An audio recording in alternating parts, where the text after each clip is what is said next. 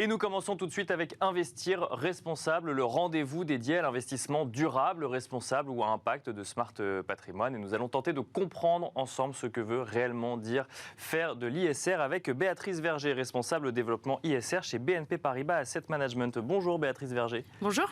Bienvenue sur le plateau de Smart Patrimoine. J'ai envie de commencer avec une question tout de suite qui nous anime sur Smart Patrimoine depuis plusieurs mois maintenant.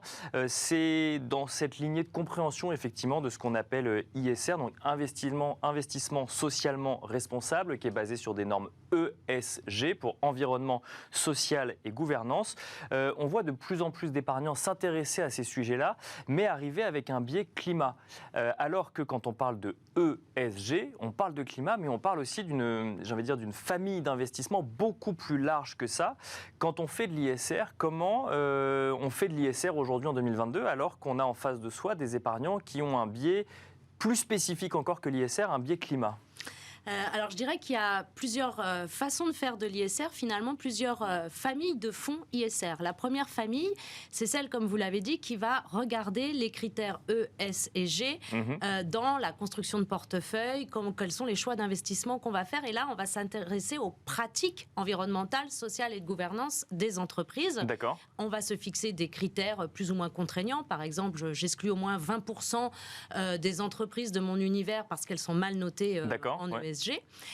Donc quels que soient les secteurs d'activité, c'est ça ? Quels que soient les secteurs d'activité, je regarde secteur par secteur et je vais me dire, au sein de chaque secteur, 20% des moins bien notés, je ne les prends pas dans mon portefeuille, je n'investis pas dedans. D'accord. Donc ça, c'est un fonds ISR, on va dire classique, au sens large ESG. Pour autant, on peut, au sein de ce type de produit, se mettre des contraintes plus climat. Alors, on va regarder notamment l'empreinte carbone du portefeuille. Globalement, je calcule l'empreinte carbone de mon portefeuille et je le compare à mon indice de référence. Et je veux avoir une empreinte carbone plus faible. D'accord. Ou alors, je peux même aller me dire, je vais jusqu'à 50% plus faible. Donc, on n'est pas sur un fonds pur climat, au sens je finance des panneaux solaires, etc. Mais pour autant, je vais quand même, dans mes décisions d'investissement, chercher les entreprises qui ont moins d'émissions carbone que leur père. C'est ça, parce qu'effectivement, quand on parle d'investissement socialement responsable et même avec un biais climat, la question c'est qu'est-ce qu'on finance pas et comment est-ce qu'on oriente ou non des financements. Donc là, effectivement, vous nous avez donné deux méthodologies. La première, c'est on investit dans tous les secteurs d'activité, mais on enlève en fait les moins bons élèves de la classe. C'est en ESG. En ESG. Donc, et en plus, j'ai un filtre supplémentaire sur l'empreinte carbone. Oui, voilà, donc ça c'est la deuxième méthodologie. Et là, globalement, quand on respecte ces deux méthodologies, on a la garantie de faire un investissement socialement responsable au sens où en tout cas la réglementation le détermine en France. Alors effectivement, en respectant notamment ces critères, parce qu'il y en a encore d'autres, on peut être éligible au label ISR, ce fameux label investissement socialement responsable en France. Donc ça c'est le premier point. Après la deuxième grande famille, je vais dire c'est vraiment les fonds, on va dire climat. Je dirais pas pur, mais où on va aller investir dans les entreprises qui, par les produits qu'elles fabriquent et où les services qu'elles apportent, répondent à un enjeu environnemental ou social. D'accord. Par le climat, mais ça peut être aussi sur le social. Et on va se fixer un minimum de chiffre d'affaires, entreprise par entreprise, à analyser et on investira dans les entreprises qui, par exemple, génèrent plus de 20% de leur chiffre d'affaires sur le thème du changement climatique ou de la transition énergétique. Donc ici, vous voyez, on est dans les apporteurs de solutions par les produits qu'ils fabriquent. D'accord. Après, on peut ajouter la première famille. On va quand même regarder leurs pratiques environnementales, leurs pratiques sociales. Si vous fabriquez des panneaux solaires, mais en ayant recours au travail des enfants, pour donner une image très simple, bien sûr, ça ne va pas fonctionner. D'accord, donc, oui, je comprends. Okay. Voyez, et donc là, on est climat, mais on est aussi ISR. Et on peut être aussi éligible au label ISR si on respecte les critères. Donc en fait, on a cette première famille. Ensuite, on peut avoir un biais climat, là pour le coup, mais j'imagine que... Alors moi, j'ai pris l'exemple du biais climat parce que c'est effectivement un sujet qui est fortement d'actualité, mais on pourrait avoir la même chose sur le social, par exemple, ou sur la gouvernance. L'éducation, le vieillissement de la population, c'est des enjeux majeurs qu'on sait identifier. D'accord. Tout à fait, on peut avoir la même approche, mais là, sur la thématique sociale. C'est envisageable aujourd'hui d'avoir des fonds 100% climat, je veux dire en matière d'investissement, de financement, de recherche de rendement également par exemple, ou 100% social, mais en tout cas qui se consacre 100% à une seule des trois thématiques du ESG. Oui, c'est possible. Sur le climat, des fonds qui vont financer la transition énergétique, qui vont investir dans les entreprises qui sont actives dans la transition énergétique ou sur le changement climatique. Après, je vous l'ai dit, on va se donner un minimum de chiffre d'affaires de l'entreprise, au moins 20%. Oui. Bien sûr, on va regarder ce que va faire les 80% restants si on est à une entreprise qui est à 20% pour s'assurer qu'elle ne fait pas des choses qu'on ne veut absolument pas. Mais quand vous me dites un fonds 100% climat, il se peut qu'une entreprise elle ait quand même une autre part de son activité sur d'autres D'accord, oui, je comprends. Oui, bien sûr. Mais sinon, oui, chaque entreprise, pour rentrer en portefeuille, doit pouvoir justifier un minimum de chiffre d'affaires sur le thème. Et donc, aujourd'hui, l'univers, par exemple, de la transition énergétique, il faut aller chercher dans les moyennes et petites capitalisations. Mais au niveau mondial, le secteur bouge énormément. Et oui, on peut tout à fait construire un portefeuille diversifié sur ce thème-là uniquement. Si on reste en France, alors il y a deux sujets. Il y a la compréhension des épargnants de ce dans quoi ils investissent in fine quand on parle d'ISR, d'investissement durable, d'investissement impact. Je fais exprès de les répéter à chaque fois parce que déjà, rien que ces trois termes ont des définitions différentes alors que globalement, on est sur une méthodologie dont on pourrait penser qu'elle est similaire.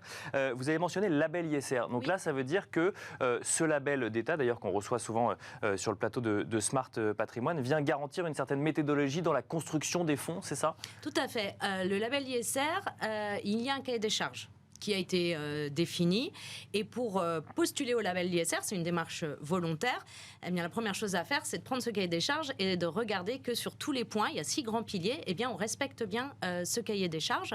Je vous parlais des 20% d'exclusion de l'univers, c'est l'un des critères. D'accord. Avoir, par exemple, une empreinte carbone inférieure, c'est le choix de critères qu'on peut faire également. Voilà. Après, il y en a d'autres sur avoir une politique de vote, par exemple, sur les fonds actions, démontrer qu'on fait de l'engagement avec les entreprises. Donc, il y a toute une liste de critères à respecter.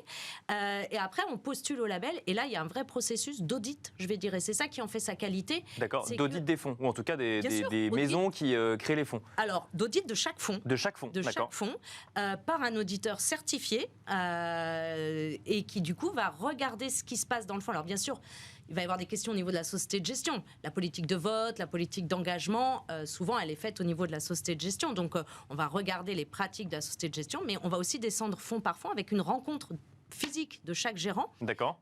Qui vont justifier leur stratégie globalement. Exactement, pour justifier leur stratégie. Comment ils font, si on reprend ce critère des 20% d'exclusion, comment ils le font au quotidien, comment ils intègrent. Voilà. Mais alors... Oui, pardon, allez-y. Je termine sur la partie risque et contrôle, très important aussi. Dans ce cahier des charges, il y a tout un pilier sur quels sont les contrôles mis en place par la société de gestion, donc par des équipes indépendantes des gérants, pour vérifier que les critères sont bien respectés. C'était un peu le sens de ma question, c'est qu'un fonds, par définition, ça vit. C'est-à-dire qu'on achète des entreprises, on en vend, enfin des valeurs donc, associées à une entreprise, on en achète, on en vend ou autre. Donc quand on postule le label ISR ou quand on respecte à un instant T, comment garantir qu'on respectera toujours dans 1 an, dans 2 ans ou dans 3 ans les mêmes alignements de valeurs qu'on avait au départ ? Alors, on obtient le label pour une période de 3 ans. D'accord. Donc ça peut paraître long, mais pour autant, tous les ans, on a cet audit qui vient vérifier que le fonds respecte toujours bien les critères. Et concrètement, on doit donner aux auditeurs un inventaire du portefeuille sur les 4 derniers trimestres. D'accord. Donc en fait, action par action, ce dans quoi on a investi, c'est ça ? Tout à fait. D'accord. Tout à fait. Donc si je suis auditée aujourd'hui et que mon fonds obtient le label, l'année prochaine, les auditeurs vont me redemander un inventaire du portefeuille, mais sur les 4 trimestres précédents. Donc en gros, il faut une photo à chaque fin de trimestre pour vérifier qu'on respecte bien. Alors si je vous pose toutes ces questions, Béatrice Verger, c'est parce que aujourd'hui, tous les professionnels de la gestion des investissements ou de patrimoine doivent recueillir, ou en tout cas à partir du 1er janvier, on y est presque, devront recueillir les préférences ESG de tous les épargnants quand il s'agira de gérer leur patrimoine, leurs investissements ou de leur proposer des investissements. Et on se rend compte quand même qu'il y a un sujet de connaissance de ces sujets-là vis-à-vis des épargnants. Donc je répète, investissement durable, impact ou responsable, vous nous avez expliqué la méthodologie. Comment faire concrètement pour expliquer ça à quelqu'un qui... Parce qu'on se doute bien qu'un professionnel de l'investissement, quand il va poser la question à l'épargnant, l'épargnant va lui répondre « bah oui, effectivement, investissez en rapport avec mes valeurs ». Mais bon, on n'est pas tellement plus avancé à ce niveau-là. C'est ensuite dans toute la gamme de fonds qui est proposée, dans toutes les stratégies d'investissement proposées, comment est-ce qu'on fait pour sélectionner, comment est-ce qu'on fait pour comprendre si ça ou ça correspond ou non à ces valeurs. Je vous rejoins tout à fait. C'est pas simple, c'est assez complexe. Et il y a un énorme effort de pédagogie, de formation même à faire auprès des conseillers qui, eux, vont devoir parler, poser ces questions à leurs clients. Donc c'est ce qu'on essaye de faire au maximum, de produire de la documentation avec les outils digitaux pour expliquer simplement, le plus simplement possible, tous ces concepts, effectivement, d'ISR, de fonds verts, etc. Et je dirais, voilà, d'accompagner au maximum. Et je vais revenir sur le label. À aujourd'hui, c'est un outil qui permet de garantir et de simplifier un peu le panorama d'une gamme, sans opposer les fonds qui ont le label, les fonds qui ne l'ont pas. C'est quoi? C'est une garantie de sérieux quelque part, ou en tout cas une méthodologie qui est la même pour tout le monde? Voilà, c'est la garantie que le fonds suit un cahier des charges, qu'il a été audité, que c'est certifié et que du coup, on a de la transparence aussi, parce qu'on ne l'a pas mentionné, mais le label ISR demande une transparence supplémentaire par rapport à un fonds qui n'a pas le label. Donc tout un dispositif d'information pour l'épargnant. Donc à aujourd'hui, c'est un outil très important auprès des épargnants pour un peu comprendre le panorama. Avec les sujets de MiFID, on va aller un cran plus loin. Effectivement, là, il y a beaucoup de sujets de pédagogie à faire. Merci beaucoup, Béatrice Verger, d'être venue sur le plateau de Smart Patrimoine. Je rappelle que vous êtes responsable développement ISR chez BNP Paribas Asset Management. Merci beaucoup. Merci à vous. Merci à vous également de nous avoir suivis. Et on se retrouve tout de suite dans Enjeu Patrimoine.